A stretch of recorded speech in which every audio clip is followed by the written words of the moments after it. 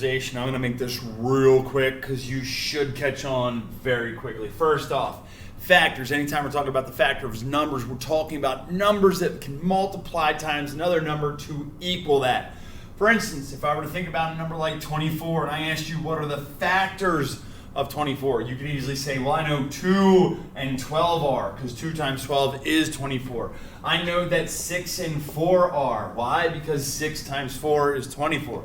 I know that 8 and 3 are, because after all, 8 times 3 is 24. And last but not least, don't forget that 24 and 1 are. Now, of course, they're not in any sort of order, but those are the factors. So anytime, whoops, excuse me, forgot my towel here. Anytime we're talking about factors, we're talking about numbers that can multiply up to equal that. Now, if I'm talking about prime factorization, what I'm talking about is I want to have a list of numbers that are prime numbers that factor up to equal that number. Now, how do we do that? Well, what we would do is we would take every factor of a number and break it down even further into prime factors of that number. Confused? Don't be. Watch. Let's take that number 24 again. And let's say that we want to go ahead and list the prime factorization. Okay?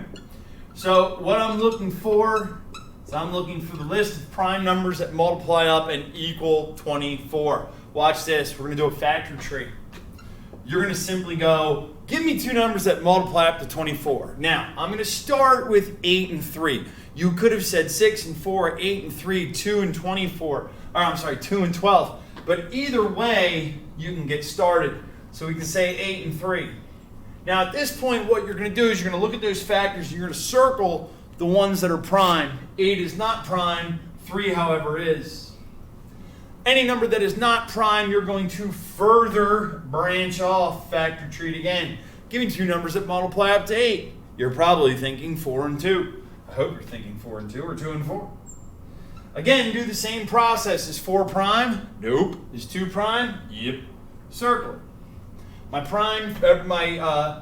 2 is prime, my 4 is not prime, so I will do my factor tree again, and I will split that into 2 times 2. And then the factors that they're all prime, so I will circle those as well. What that now does is list those prime factors of 24. In other words, the prime factorization of 24 is 2 times 2 times 2 times 3. 2 times 2 times 2 times 3. Whoa, that was a hideous 3. I apologize for that. Okay? It's that simple. What I'm going to do this again. What if you had said from the start, instead of 24, you said, what about 6 and 4? Cool. I just said, cool, that's awesome. Is 6 prime? No. Is 4 prime? No. Branch them both out. Two numbers that multiply to 6. 2 and 3. Is 2 prime? Yep. Is 3 prime? Yep. 4. Branch that out. 2 times 2. Is 2 prime? Yep. Is 2 prime? Yep. There's your prime factorization. So if I put those in ascending order, it would be 2, 2, 2, and 3, which looks familiar. So prime factorization is pretty simple to do. Let's do one more. I don't know how difficult you want it to be. What if I said I want you to do the prime factorization of 120? Prime factorization of 120. So let's do it. Factor tree.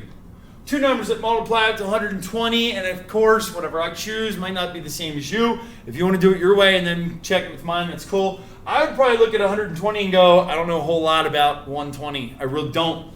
I do know it's even though, so that means that 2 times 60 should work. 2 is prime, 60 is not. 60. Well, there's that 6 and 10. I like those factors of 10.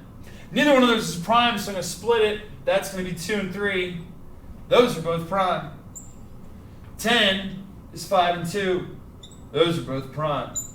All of my trees have ended at prime circled numbers. I'm going to put those in order. 2, 2, 2, 3, and 5.